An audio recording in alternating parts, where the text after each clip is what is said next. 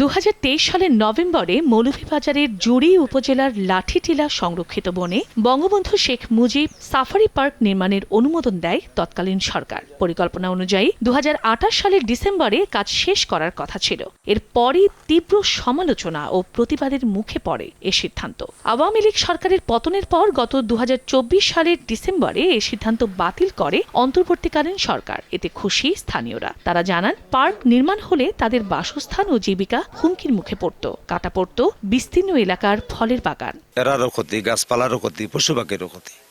Safari park না হইলে আমরা বালা। তার জীবন জীবিকা মোটামুটি এটার মাঝেই চলে। যদি সাফারি পার্ক হইতো তাহলে আমরা 350 ফ্যামিলি অসহায়ের মাঝে পড়ে গেলাম, আমরা বাচ্চা কাচ্চা নিয়ে।